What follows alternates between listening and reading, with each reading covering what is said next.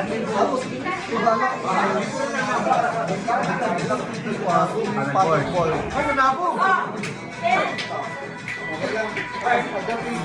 Di ba, naibatok pa lagi yung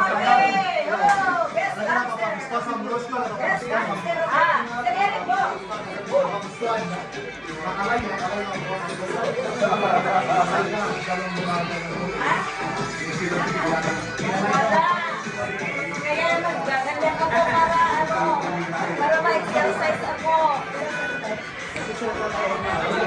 ano parte di second ko? Ay, huwag kayo, sasalas.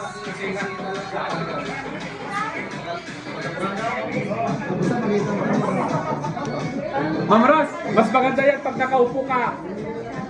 Mas maganda pag nakaupo kayo. Pag nakaupo kayo. Yan ang pang exercise. Bilisan mo ah. Bilisan Na, ka. nakapractice ni Ma'am Ros ah. Yung baba. Yung baba.